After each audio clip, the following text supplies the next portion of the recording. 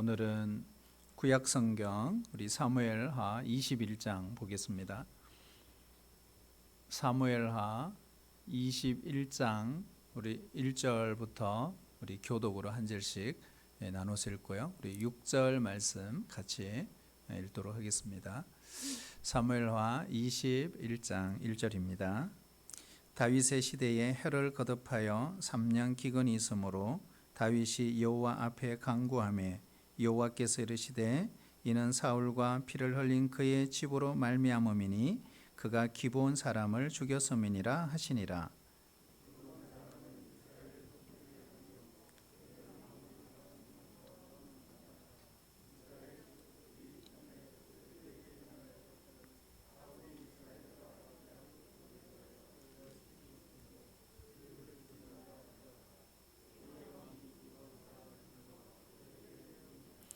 다윗이 그들에게 묻되 내가 너희를 위하여 어떻게 하랴? 내가 어떻게 속죄하여야 너희가 여호와의 기업을 위하여 복을 빌겠느냐 하니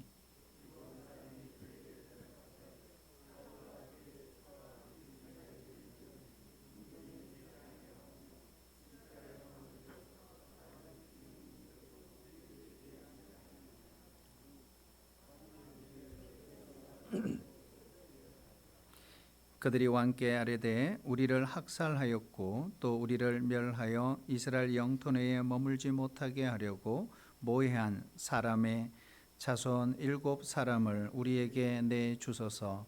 여호와께서 택하신 사울의 고을 기브아에서 우리가 그들을 여호와 앞에서 목매어 달겠나이다 하니 왕이 이르되 내가 내주리라 하니라. 아멘. 우리 한번 따라해 주실래요? 어떤 문제도 하나님께는 쉽다. 그렇습니다, 여러분. 어떤 문제든지 좋습니다. 우리가 그것이 건강의 문제든 내 개인의 문제든 신앙의 문제든 안 그러면 우리 가정의 문제든 내 삶의 문제든 무엇이든 우리 하나님께는 그 어떤 문제도 쉽습니다. 이 시간에 우리가 말씀을 들을 때 우리 속에 하나님께서 이런 놀라운 은혜를 주시기를 축복합니다. 우리 인생을 살면서 우리는 여러 초대를 받습니다. 그 가운데 우리는 평생 잊지 못할 영광스럽고 존귀한 그런 초대를 우리는 생각할 수 있습니다. 제 머릿속에도 여러 초대들이 필름처럼 지나가기도 합니다. 예를 들어서 우리가 대통령으로부터 청와대에 초청을 받았을 때 아니면 우리 원주시장님으로부터 초대를 우리는 얼마든지 받을 수 있습니다.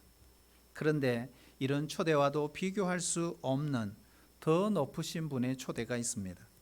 세상의 어떤 높은 권력자보다도 비교할 수 없는 훨씬 더 지체 높으신 분의 초대가 있습니다. 바로 그 초대가 바로 예배의 초대입니다. 왕 중의 왕이시고 신 중의 신이시고 유일신이신 우리 하나님이 오늘 우리를 예배 자리로 초대하신 것입니다. 왜일까? 왜 우리를 예배 자리에 초대하셨을까요? 그것은 우리에게 복을 주시기 위함인 것입니다. 우리가 예배를 드리면 기쁨으로 세상을 살아갈 수 있게 됩니다. 예배 자체가 엄청난 기쁨이 있기 때문에 그렇습니다. 그래서 어떤 학자는 예배는 축제, 페스티벌이다 이렇게 말했습니다. 하나님의 음성을 듣는 자리가 바로 예배의 자리입니다. 사실은 기쁘고 즐거움으로 끝난다면 진정한 은혜가 아닙니다. 그러나 가장 큰 은혜는 예배의 자리에 하나님의 음성을 들을 수 있다는 것입니다. 우리가 수많은 신앙의 선배들은 예배 시간에 하나님의 음성을 들었습니다. 그리고 그들은 그 음성을 듣고 구원받았습니다. 소명을 받았습니다. 기도 응답도 받았습니다. 하나님의 인도하심을 받았습니다. 하나님의 임재를 체험했습니다. 예배는 축도로 끝나지 않습니다.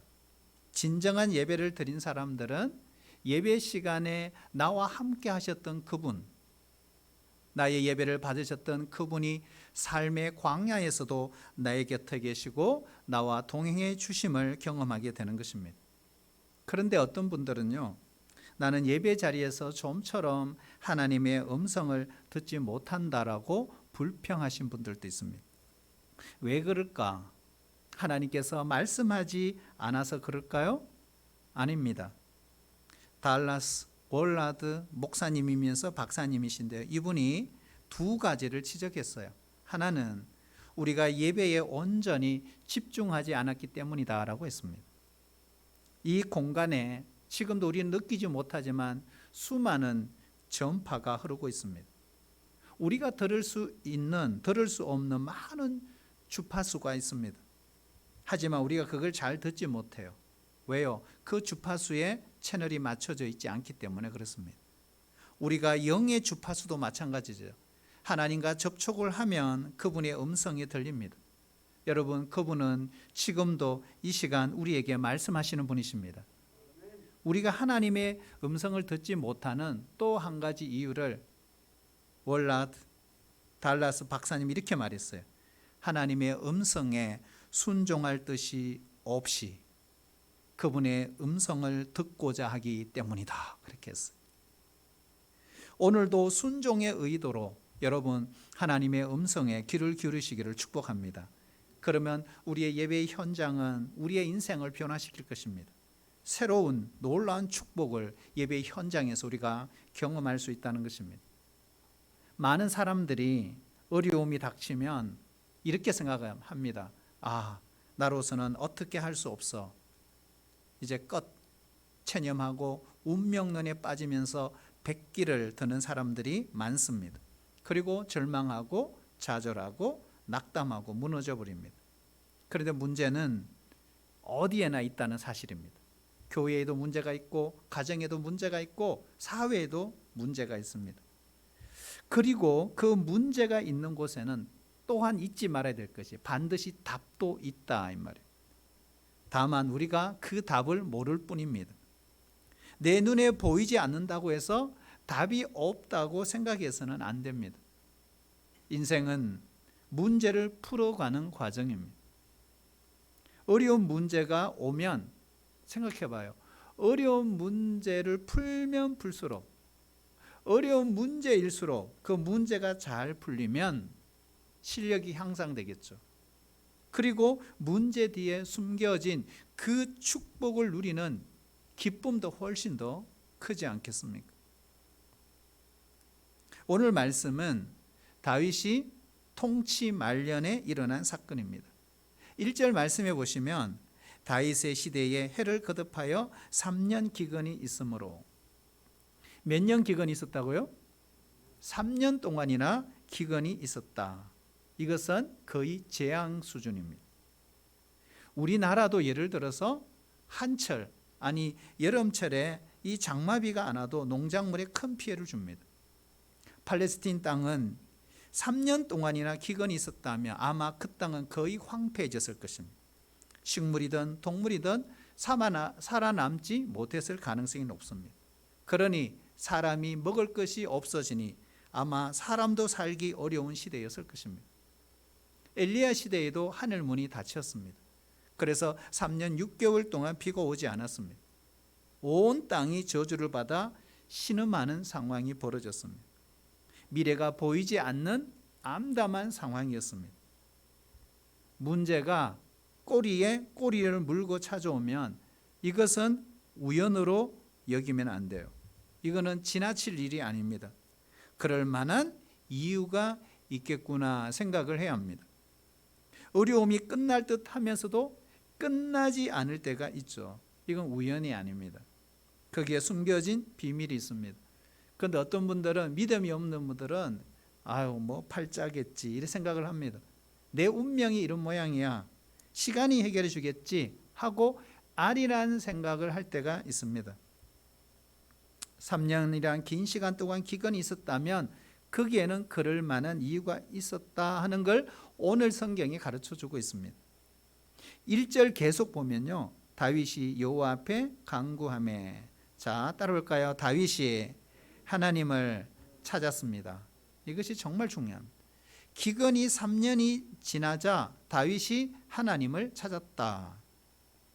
다윗이 이 문제의 해답을 하나님에게서 찾으려고 했던 것입니다. 우리 인생에 문제가 생겼다면 여러분 그 답안을 갖고 계시는 하나님을 찾아갈 수 있기를 축복합니다. 예수님 또 마찬가지죠. 가나 혼인 잔치에 포도주가 떨어졌을 때 마리아는 예수님을 찾아갔습니다. 왜요? 예수님 바로 이 문제의 해답을 갖고 계시는 분이기 때문에 그렇습니다. 그래서 우리의 가정은 예수님이 계셔야 풍성합니다. 그리고 혼인 잔치집이지만 갈수록 더 좋은 포도주가 나왔습니다. 결국 우리의 가정에 주님이 계셔야 우리의 가정 생활이 앞으로 부부 생활이 더 나아지고 좋아질 줄로 믿습니다. 문제가 생겼을 때 의논하러 갔던 그 사람, 도리어 그 문제를 더 크게 만들 수도 있습니다. 내가 힘든 이야기를 틀어놨는데 도리어 그것이 소문이 돌아서 나를 더 곤란에 빠뜨릴 때도 있습니다. 답안을 갖고 있는 그분을 찾아가지 않고 엉뚱한 사람을 찾아갔기 때문에 그렇습니다. 그러므로 문제가 생겼을 때 관건은 누구를 찾느냐 하는 것입니다. 사울은 블레셋과의 전쟁에서 힘들어졌습니다. 하나님을 찾아갔습니다. 하지만 하나님이 바로 응답해 주시지 않았습니다. 그래서 사울이 어떻게 하죠? 바로 신접한 무당을 찾아갔습니다. 여러분 기억해야 됩니다. 하나님이 응답이 없다면 기다려야 합니다. 하나님만이 답을 주실 수 있는 유일한 분이라는 사실을 믿었다면 기다려야 합니다. 사울은 기다리지 못했어요. 무당을 찾아갔어요. 하지만 오늘 다윗은 하나님을 찾았습니다. 사무엘하 22장 7절 우리 같이 한번 읽어볼까요? 시작. 내가 환난 중에서 여호와께 아뢰며 나의 하나님께 아뢰었더니 아멘. 문제를 들고 하나님을 찾았습니다. 모세도 마라의 쓴물 앞에서 백성들은 부르짖고 원망을 했지만 모세는 하나님을 찾아 부르짖어 기도했습니다. 오늘 다윗도 기근과 환난이 하나님으로부터 온 것을 알았기 때문에 하나님을 그는 찾았습니다. 그런데 다윗은 기근이 일어난 해에 바로 하나님을 찾지 않았어요. 3년이 지난 뒤에 찾았다. 문제가 생겼을 때 하나님을 우리가 찾는 것 너무 당연한 일입니다. 그런데 매우 당연한 일임에도 불구하고 우리는 다윗처럼 그렇게 하지 못한다는 때가 많다는 거죠. 오늘 다윗도 보세요. 3년이 지났어요. 내 마음에 합한 자고 정말 믿음으로 나라를 통치했던 다윗도 그때서야 하나님을 찾았습니다.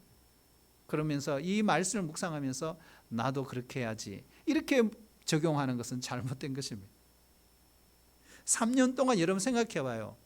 별의별 일이 다 일어났을 거예요. 3년 그 기간 동안 동물도 죽고 식물도 죽고 사람도 죽고 많은 사람들이 끔찍한 일을 당하면서 시간이 흐른 것입니다. 여러분 사람은요 아무리 믿음이 있어도 이렇게 미련할 때가 있어요. 문제가 끝나지 않았을 때 빨리 깨달아야 하는데 우리는 자연현상이겠지. 우연히 이런 일이 일어났겠지. 뭐 곧 끝나겠지. 이렇게 해서 안일하게 반응을 하는 것입니다. 하나님은 어떤 사건을 통해서 우리에게 사인을 주십니다. 하지만 사람은 미련해서 그 사인을 제대로 알아듣지를 못해요. 우리가 운전을 하다 가보면 뭐 골목길, 넓은 길, 뭐 고속도로 할 것 없이 과속, 단속 카메라를 설치해놨습니다. 그리고 주정차 단속을 할 수 있도록 카메라를 설치해놨어요. 근데 중요한 게 뭐예요? 여기에 카메라가 있습니다 라고 표지판을 미리 보여주잖아요. 그럼에도 불구하고 사람들은 카메라에 찍혀서 벌금을 냅니다. 저도 많이 그랬어요. 표지판을 보고도 조심하지 않고 무심코 지나치기 때문에 그런 것입니다. 언제나 깨닫기는 했으나 너무 늦게 깨닫는 것이 문제입니다. 신앙생활에 영적인 감각이 무뎌지는 것은 매우 무서운 일이에요. 말씀을 듣고 예배를 드린다고 해서 깨어 있다고 말할 수가 없다는 것입니다. 3년 동안 기근이 있었으니 얼마나 많은 피해가 있었겠습니까? 너무 늦게 깨닫는 것이 문제. 따를까요? 너무 늦게 깨닫는 것이 문제입니다. 하지만 깨닫지 않는 것보다는 훨씬 낫죠. 그래서 새벽 이슬 같은 우리 청년들 정말 보배롭고 영롱하고 보석 같은 존재잖아요. 그렇죠. 그런데 청년들이 정말 귀합니다. 깨닫는 것이 너무 늦어지지 않도록 세월을 버리지 않도록 해야 하는 것이죠.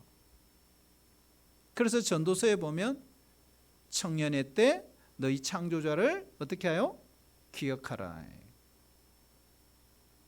젊은 날에 깨달으면요 몇십 년은 시간을 벌 수 있다. 하나님은 다윗이 기도하자 즉각 응답해 주셨어요. 우리 하나님이 좋으신 하나님이. 기근이 끝났어요. 다윗은 문제가 종결된 뒤에요 조금 일찍 깨달았으면 얼마나 좋았을까. 아마 성경에는 없지만 후회했을 거예요. 하지만 늦어도 괜찮아요. 깨닫지 못한 것보다는 훨씬 낫고요.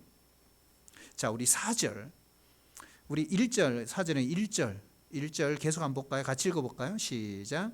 다윗이 여호와 앞에 간구하매 여호와께서 이르시되 이는 사울과 피를 흘린 그의 집으로 말미암음이니 그가 기브온 사람을 죽였음이니라 하시니라. 아멘. 자, 다윗이 하나님께 물었어요. 하나님, 왜 이 나라가 3년 동안 이렇게 엄청난 기근을 맞이하죠? 왜 이렇습니까? 살려주세요. 이렇게 여쭈었는데 하나님이 즉시 대답해 주셨어요. 이유는 뭐라 그랬죠? 사울과 피를 흘린 그의 집안 때문이다. 특히 기브온 사람을 죽였기 때문이다.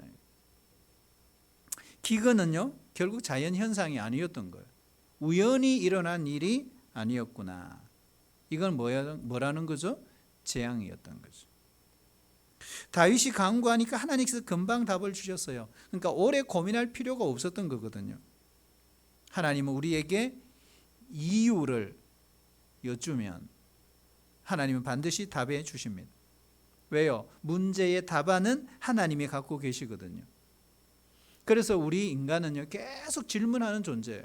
하나님은 대답해 주시는 분이세요. 인간은 끊임없이 질문하고 하나님은 끊임없이 우리에게 답을 주시는 분입니다. 우리가 신앙생활 하다 보면요 우리가 만나는 문제에는 다 원인이 있다는 거죠. 그런데 그 문제에 대한 해결의 답안도 하나님이 갖고 계신다는 거예요. 우리 하나님은 흑암 속에 감추어져 있는 것이 아무것도 없어요. 우리 하나님에게는 비밀이 없어요. 모든 것이 완전하십니다. 그리고 다 드러나요. 히브리서 4장에 보면은요 만물이 하나님 앞에서 벌거벗은 것 같이 드러난다. 그러니까 하나님께는 의문의 사건이 없어요. 하나님은 우리의 모든 문제에 대해서 완벽한 대답을 갖고 계시는 분이세요. 여러분 믿으세요? 이 하나님을 꼭 신뢰할 수 있기를 축복합니다. 그러므로 문제가 생겼을 때 하나님께 질문해야 돼요. 여러분 지혜로운 사람은요 상황이 악화될도록 악화되어서 하나님을 찾는 그러한 미련한 사람이 아니다는 거예요. 문제가 생겼을 때 하나님을 찾고 해답을 구합니다. 그리고 잠언서에도 보면 미련한 사람과 지혜로운 사람을 딱 구분해놨어요. 미련한 사람은 하나님을 의지하지 않는 사람이다. 똑똑하고 명석하고 지혜롭고 자기 머리만 믿고 그래서 스스로 문제를 스스로 해결하려고 하는 사람, 잠언서에서는 이런 사람을 미련한 사람이다 이렇게. 너무 똑똑해서 어떤 사람은 자기 꾀에 자기가 넘어가는 사람도 있어요. 여러분, 유대인들은요, 자녀를 교육할 때 가장 중요하게 여기는 게 있어요. 너 성적 몇 점이야? 몇 점 올라서? 몇 개 틀렸어? 이런 게 안 해요. 오늘 네 학교 가서 뭘 배웠어? 부모, 이런 부모가 없다잖아요, 유대인들은. 그래서 유대인 교육, 가정 교육은 정말 중요해요. 우리가 좀 배울 필요가 있어요. 쉐마라고 하죠, 쉐마. 그들은 학교 다녀오면 꼭 아이들에게 부모가 질문해요. 오늘 무슨 질문을 선생님께 했니? 이 질문이에요. 이게 정말 중요해요. 우리가 강의를 마치고 난 뒤에도요, 우리도 성경 공부하고 난 뒤에 제자 훈련 뒤에 질문하면 질문 있어요? 이렇게. 그때 질문하는 사람은요, 강의를 잘 들은 사람이에요. 질문하는 것이 그만큼 중요합니다. 하나님의 말씀보다 지혜로운 것은 없어요. 그래서 우리 신자들의 지혜는 어디서부터 온다고요? 말씀에서 옵니다. 그러므로 세상이 따라오질 못하는 거죠. 2차 전도 여행을 마치고, 그렇죠? 3차 전도 여행도 마치고, 이제 헬라권 전도를 다 마치고 라틴어권 선교를 위해서 예루살렘에 도착한 바울, 거기서 체포됩니다. 제수의 신분이 됐습니다. 그리고 로마로 호송이 돼요. 그런데 그 배에 타 있던 사람들은 이 바울의 말에 한 사람도 귀를 기울이지 않아요. 왜요? 제수의 신분이니까. 근데 갑자기 유라굴로라는 엄청난 태풍이 불었어요. 그때까지 무시하던 바울의 얘기를 비로소 귀를 기울여 듣기 시작한 거죠. 언제요? 위기가 닥치니까. 이제는 그가 죄수가 아니에요. 그는 리더가 됐어요. 그리고 그 배에 있는 276명의 선주, 선장, 조타장, 모든 군인들, 로마 병사들 할 것 없이 그의 지도를 받기 시작한 거죠. 결정적인 순간에 하나님의 백성은 그 진가를 발휘한다 하는 것입니다. 그들의 지혜로 공동체가 살아나는 역사가 일어난 것입니다. 그러므로 우리 예수 믿는 사람들이요, 직장 생활할 때요, 자기의 신분을 한낱, 나는 이 직장에 다니는 월급쟁이지, 나는 직원이지, 불과 그렇게 생각하면 안 돼요. 어떻게 생각해야 된다고요? 다윗처럼, 바울처럼 생각해. 언젠가는 오늘 이 회사의 사장님이 하나님으로 인해 내 덕을 볼 날이 있을 거야. 하나님의 백성으로서 자기 신분을 분명하게 해야 되는 거예요. 때로는 이럴 수 있어요. 회사가 어려움에 봉착을 했어요. 그러면서 이것도 없니 다른 데 옮기지 뭐. 여러분, 사장의 일이니까 나는 손 놓고 있을 거야. 그렇게 하면 안 되죠. 어떻게 해야 되죠? 욥처럼, 다니엘처럼 해야 돼. 하나님, 제게 답을 주세요. 그래서 이집트를 살리잖아요, 욥이. 바벨론을 살리잖아요, 다니엘이.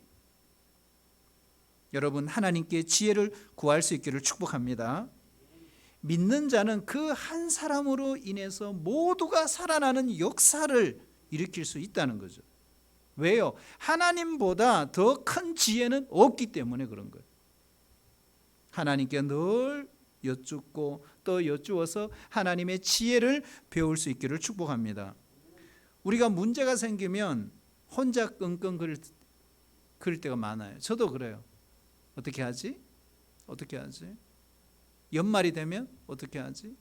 연말이 되면 항상 기도하는 게, 주님 어떻게 할까요? 이 기도 제목이요. 어떻게 하지? 어떻게 하지? 어떻게 하지? 시간을 흘려보내지 말고 하나님께 늘 물어야 합니다. 그리고 그 사태가 더 악화되지 않도록 하는 것이 중요한 거죠. 어떤 일이든 어느 순간이든 하나님께 질문해야 돼요. 왜요? 모든 답은 사람에게 있지 않아요. 하나님의 손에 있어요. 하나님만 답을 주실 수 있습니다. 한번 따라해 주실래요? 어떤 문제도 하나님께는 쉽습니다. 여호수아 9장을 보시면 이스라엘 백성이 가나안 정복에 들어갔습니다. 하나님께서 그들에게 국민을 주시고, 그렇죠? 국민을 주셨죠. 주권, 법을 주셨습니다. 그리고 마지막 남은 게 땅이죠. 그래서 여호수아를 통해서 가나안 땅을 정복해 들어갔습니다. 그때 하나님께서 그에게 여호수아에게 내린 명령이 진멸법입니다. 가나안 족속은 하나도 살려두면 안 된다. 짐승으로부터 어린아이 어른까지 다 죽여라. 그때 가나안 족속 중에 기브온 족속이요, 위장을 해요. 살려고. 그래서 7족속 동맹체에서 이탈합니다. 그리고 여호수아를 찾아와서 화친을 요청하죠. 결국에는 속임을 당했어요. 그래서 여호수아는 화친을 하고 맹세를 합니다. 너희들을 보호해 주겠다고. 실제로 보니 어떨까요? 나중에 보니까 가나안 족속이었던 거예요. 모르고 그렇게 한 거죠. 그리고 난 뒤에 이스라엘 백성들, 그들은 섞여서 잘 살아요. 그리고 온갖 잡일을 다 합니다. 이때 베냐민 지파 사람들이 가만히 있지 않았어요. 항상 이런 게 교회 공동체 안에는 항상 그래요. 싫어하는 사람이 있어요. 그래서 이 베냐민 지파가 이 기브온 족속이 저렇게 살아있는 것에 대해서 못마땅하게 생각합니다. 그런데 어느 날 이 베냐민 지파의 출신이었던 사울이 왕이 됩니다. 이스라엘 왕이 됐어요. 그럴 때 바로 여호수아와 기브온 족속 간에 맺은 이 언약을 깨트립니다. 그리고 기브온 족속을 학살합니다. 다윗 시대에 3년간의 이 기근은 단순한 기근이 아니었어요. 이러한 역사적인 배경이 있었던 것입니다. 그러니까 그 기근의 원인은 결국 베냐민 지파인 사울이 여호수아의 언약을 파괴하고 기브온 사람들을 학살했기 때문입니다. 그러자 다윗은 이걸 알고 하나님이 답을 주셨어요. 즉시 기브온 사람들을 만나요. 그러면서 그들에게 3절 이렇게 말해요. 그래서 3절 읽어볼까요? 맞죠? 시작. 내가 같이 읽겠습니다. 시작. 다윗이 그들에게 묻되 내가 너희를 위하여 어떻게 하랴? 내가 어떻게 속죄하여야 너희가 여호와의 기업을 위하여 복을 빌겠느냐? 아멘. 이렇게 물어요, 다윗이. 우리는 다윗이 하나님으로부터 대답을 듣고 난 이후에 이 다윗이 취한 행동을 잘 주목해 봐야 합니다. 다윗은 기근이 온 것이 기브온에 대한 이스라엘의 죄로 인식을 했습니다. 그래서 다윗 입장에서는 당연히 어떤 배상을 해야 되겠구나라고 생각을 했죠. 그런데 여기에 문제가 생긴 거예요. 기브온 사람들이요, 베냐민 사람 7명의 목을 요구합니다. 그들은 사울 동네에 있는 같은 기브아, 비슷하죠. 기브온, 기브아. 사울 동네 기브아의 7남자를 택해서 하나님 앞에 목을 매달아 주세요. 이렇게 요청을 하는 거예요. 그러자 다윗은 그들의 청을 다 들어주었어요. 다윗은 하나님께서 말씀하셔서 그 기근의 원인을 알았다면 그 다음 또 중요한 것이죠. 그 문제를 푸는 방법도 하나님께 여쭈었어야 하는 거예요. 그런데 다윗은 기근의 원인을 알고 난 뒤에 바로 기브온 사람들을 만났어요. 그리고 그 사람들에게서 답을 찾으려고 했던 것입니다. 다윗은 성급한 거예요. 여러분 기억해야 됩니다. 문제의 원인도 하나님, 해결의 방법도 하나님으로부터 오는 것입니다. 다윗은 기브온 사람들의 이야기를 듣고요, 그들이 원하는 대로 다 해줬어요. 7절 이하에 보면. 그런데 우리가 여기서 질문해야 돼요. 인간을 제물로 드리는 것이 과연 문제 해결이 될까? 우리는 처음부터 끝까지 하나님께 물어봐야 합니다. 하나님께 물어보면 하나님이 해결 방법까지 알려주신다는 거죠. 다윗은 기브온 사람들의 요구대로 7명의 남자를 정말 처참하게 죽여서 시체를 매달아 놓았습니다. 자, 이 7명 가운데 누가 있느냐? 7절 이하의 8절에 보면요, 리스바의 아들 2명이 포함되어 있어요. 여러분, 리스바가 누구죠? 누굴까요? 바로 사울의 첩이었어요. 근데 이 여인이요, 자기 2 아들이 죽었잖아요. 그래서 아들들의 그 시체를 떠나지 않고 피 맺힌 통곡을 합니다. 그래서 온 나라가 이 사실을 알게 됐어요. 다윗은 흉흉해진 이 민심을 수습하려고 했던 겁니다. 그 수습 방법이 뭐냐? 임시로 매장되어 있던 사울 왕과 그의 아들 요나단의 그 뼈를 고향 열조의 묘실에 이장 작업을 합니다. 이를 계기로 해서 그때까지 이 다윗 가문과 사울 가문에 역사적으로 얽히고 설켜 있는 이 악연의 쇠사슬이 풀리게 됩니다. 그게 14절이에요. 14. 우리 14절 한번 읽어볼까요? 같이 시작. 사울과 그의 아들 요나단의 뼈와 함께 베냐민 땅 셀라에서 그의 아버지 기스의 묘에 장사하되 모두 왕의 명령을 따라 행하니라. 그 후에야 하나님이 그 땅을 위한 기도를 들으시니라. 아멘. 다윗이요, 사울과 요나단의 유회를 안장시키고 비로소 하나님이 그 땅을 위한 기도에 응답해 주셨다라고 했습니다. 이로 인해서 기브온에 오래 묵었던 그 원한 일단락됐어요. 그리고 다윗 가문과 사울 가문에 꼬여있던 문제도 풀리자 마침내 기근이 끝났다라고 했어요. 사랑하신 여러분, 오늘 이 스토리를 통해서 하나님께서 우리에게 주시고자 하는 중요한 메시지가 있어요. 그게 뭘까요?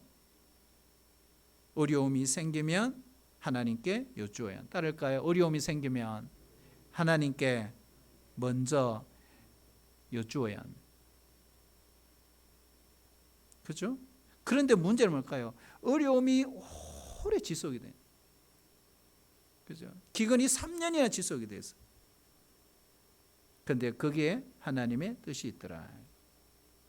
욥기 42장 10절에도 보면요, 욥이 그의 친구들을 위하여 기도할 때 여호와께서 욥의 공경을 돌이키시고 끝나지 않았던 욥의 그 고난이 언제 해결됐습니까? 욥이 자신의 친구들에게 용서를 베풀었을 때, 마음에 있던 원한을 제거하고 난 뒤에 그 공경에서 돌이켜 주셨다. 여러분, 우리 마음속에 원한, 우리 마음속에 용서하지 못하는 마음이 있다면 여러분 다 푸시기를 축복합니다. 하나님이 풀어주십니다. 그제서야 하나님께서 모든 공경을 돌이키셨다. 우리가 살다 보면요, 도무지 끝나지 않을 것 같은 문제가 생기기도 합니다. 다윗은 기브온 사람들과 직접적인 문제 연관성이 없는 사람이에요. 하지만 문제를 해결하는 과정에서 사울 왕가와 꼬여있던 모든 악연을 하나님이 다 풀어주신 거예요. 오랫동안 복잡하게 꼬인 문제라도요, 아무리 복잡하게 꼬여 있더라도 문제는 신속하게 해결된다. 아무리 복잡한 문제라도 해결은 아주 간단하게 이루어진다. 왜요? 하나님께는 모든 문제가 너무 쉽기 때문에요. 하나님께 여쭙는 사람은 하나님으로부터 분명히 답을 얻어요. 오랫동안 하나님은요, 징계하기를 원하지 않으셨어요. 우리가 출애굽기, 민수기, 신명기 봐도 하나님은 이스라엘 백성들을 40년 동안 그렇게 광야에서 헤매게 하고 싶지 않으셨어요. 쓸데없는 고생을 하기를 하나님은 지금도 하나님의 자녀들이 그렇게 하기를 원치 않습니다. 그러므로 여러분, 우리의 삶의 자리에서 늘 우리가 깨어 있어야 될 게 뭐냐? 모든 순간들 속에 하나님께서 우리에게 보여주시는, 말씀하시는 그 사인을 주목해야 합니다. 그리고 문제가 생겼다면 지체하지 말고 하나님께 반드시 여쭈어야 합니다. 고통이 이 목까지 막 차오를 때까지 그때서야 하나님을 찾는 자가 아니라 여러분 어떤 문제든지 하나님께 작은 문제라도 찾아가서 여쭈어야 합니다. 내 힘과 내 능력으로 할 수 있다고 자만하지 마시고 늘 겸손하게 하나님께 머리를 조아리시기를 축복합니다. 가장 빠르고 가장 정확한 답이 바로 하나님께 있습니다. 이 하나님을 찬양합니다. 이 하나님이 일하십니다. 우리 같이 한번 기도하겠습니다. 오늘도 말씀이 일하십니다. 우리가 아무리 급한 일이 생겨도 사람을 가기 전에 먼저 하나님께 여쭙게 도와주시옵소서. 문제의 답안을 갖고 계시는 그 하나님, 우리에게 크고 작은 문제들이 있습니다. 지금도 고통 속에 있습니다. 아픔 속에 있습니다. 고난 속에 있습니다. 아버지 하나님, 우리가 주께 질문할 때 하나님께서 그 답안에 해답을 주시는, 그리고 문제가 풀려 하나님을 영광되게 하는 믿음의 사람들이 되게 인도하여 주옵소서. 예수님의 이름으로 기도하옵나이다. 아멘.